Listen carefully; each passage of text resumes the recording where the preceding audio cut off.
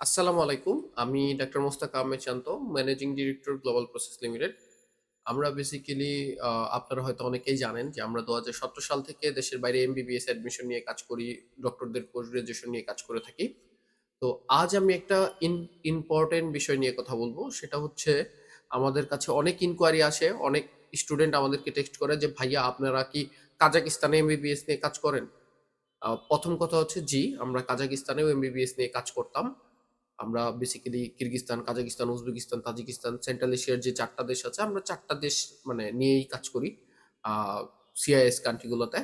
তো এর মাঝখানে কাজাকিস্তান নিয়ে আমাদের প্রত্যেক বছর অনেক ইনকোয়ারি আসে। অনেকেই মেসেজ করে, যেহেতু কাজাকিস্তান দেশটা একটু তুলনামূলকভাবে আ আমাদের থেকে অনেক ভালো।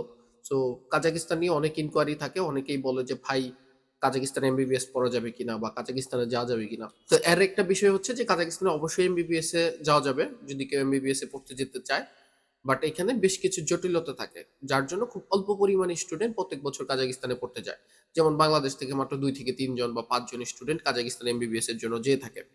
তো কাজাকিস্তানের যে বিষয়টা হচ্ছে যে কাজাকিস্তানের গভর্নমেন্ট রিসেন্টলি এমবিবিএস এর বিষয়ে নতুন আপডেট নিয়ে এসছে। বিশেষ করে ইন্টারন্যাশনাল স্টুডেন্ট যারা কাজাকিস্তানে এমবিবিএস পড়তে যেতে যাবে, তাদের জন্য কাজাকিস্তান গভর্নমেন্ট যেটা করেছে সেটা হচ্ছে কোর্স কারিকুলাম ৭ বছর করে ফেলছে। ৬ বছর হচ্ছে থিওরি প্লাস 1 ইয়ার্স হচ্ছে ইন্টার্নশিপ। টোটাল হচ্ছে ৭ বছর। সো কাজাকিস্তানে ৭ বছর আগে কিন্তু স্টুডেন্ট ডিগ্রি পাবে না। সো যারা কাজাকিস্তানে এমবিবিএস পড়ার জন্য বেসিক্যালি বাংলাদেশ থেকে যেত, তারা কিন্তু এখন আর ৭ বছর শুনে হয়তো যাবে না বলেই আমার মনে হয়। কারণ এত লেন্দি প্রসিডিউর কেউ মেইনটেইন করবে না। কারণ বাংলাদেশে পরবর্তীতে এসে বাংলাদেশের মেডিকেল অ্যান্ড ডেন্টাল কাউন্সিল বিএমডিসির রুলস হচ্ছে যে পরবর্তীতে বাংলাদেশে আরো ১ বছর বাধ্যতামূলক ইন্টার্নশিপ করতে হবে। সো সেক্ষেত্রে কিন্তু স্টুডেন্টকে টোটাল ২ বার ইন্টার্নশিপ করা লাগতেছে। সো ৭ বছর ওইখানে, আবার বাংলাদেশে এসে বিএমডিসি লাইসেন্স পরীক্ষা দিয়ে আরো ১ বছর। সো অলমোস্ট প্রায় ৮ বছর লাগতেছে। মানে যদি কোনো স্টুডেন্ট টোটালি কোনো সাবজেক্টে ফেল না করে বা টাইমলি গ্র্যাজুয়েশন শেষ করে, তাহলেও ৮ বছর লাগতেছে কাজাকিস্তানে। সো এটা টু মাচ। সো এত লেন্দি প্রসিডিউরে কারো যাওয়া উচিত হবে বলে আমি মনে করি না পার্সোনালি, অ্যাজ এ ডক্টর হিসাবে।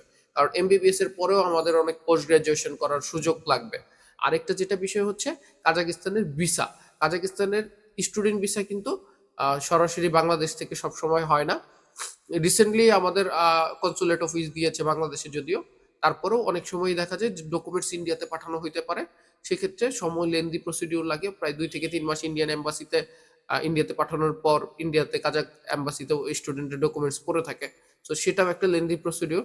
তো এখন আপনারা ডিসিশন নিবেন যে আপনারা কাজাকিস্তানে এপ্লাই করবেন কি করবেন না। এবার আসা যাক সবচেয়ে গুরুত্বপূর্ণ যেটা, যেমন এমবিবিএস এ আমরা যারা দেশের বাইরে পড়তে যেতে চাই, বিশেষ করে চায়না, রাশিয়া, কিরগিজস্তান, তাজিকিস্তান, এগুলা দেশে যারা এমবিবিএস পড়ার ব্যাপারে যায়, তারা কিন্তু ইংলিশ প্রফিসিয়েন্সি যেটা মানে আইএলস বা টোফেল বা ডুইলিঙ্গো এগুলো থাকে না। বাট কাজাকস্তানে কিন্তু কাজাক গভর্নমেন্ট অলরেডি রুলস তারা দিয়ে দিয়েছে যে অবশ্যই তোমাকে আইএলস থাকা লাগবে অথবা টোফেল থাকা লাগবে অথবা হচ্ছে ডুইলিঙ্গো থাকা লাগবে। সো ইংলিশ প্রফিসিয়েন্সি হচ্ছে ম্যান্ডেটরি। যদি কারো ইংলিশ প্রফিসিয়েন্সি না থাকে তাহলে সে কাজাকিস্তানে এমবিবিএস এ ভর্তি হতে পারবে না। একদম সহজ কথা। সো আপনি ৭ বছর চিন্তা করে যাবেন। এটাই হচ্ছে ম্যান্ডেটরি। আরেকটা বিষয় হচ্ছে ইংলিশ প্রফিসিয়েন্সি ছাড়া যদি কোনো এজেন্সি আপনাকে ভর্তি করে, তাহলে মনে রাখবেন ওইখানে যাওয়ার পরে কিন্তু আপনাকে ইংলিশ টেস্ট দিতে হবে। সো তখন যদি আপনি আইএলটিএস এ ভালো স্কোর তুলতে না পারেন বা আপনি যদি ইংলিশে ভালো পারফরম্যান্স দেখাতে না পারেন, তখন কিন্তু ইউনিভার্সিটি আপনাকে আবার দেশে ফেরত পাঠাবে। সো অবশ্যই এপ্লাই করার আগে ইংলিশ প্রফিসিয়েন্সি থাকা লাগবে কাজাকিস্তানের জন্য, এবং অবশ্যই আপনাকে কি থাকা লাগবে? ৭ বছরের প্রিপারেশন নিয়ে থাকা লাগবে। সো আজ এই পর্যন্তই। সবাই ভালো থাকবেন। কাজাকিস্তানের ব্যাপারে, এমবিবিএস এর ব্যাপারে যদি আরো কোনো কিছু কারো জানার থাকে, স্ক্রিনে দেওয়া নাম্বারে সরাসরি আমাদের সাথে যোগাযোগ করবেন অথবা আমাদের ঢাকা অফিসে গার্ডিয়ান নিয়ে সরাসরি ভিজিট করবেন। তো আজ এই পর্যন্তই। সবাই ভালো থাকবেন।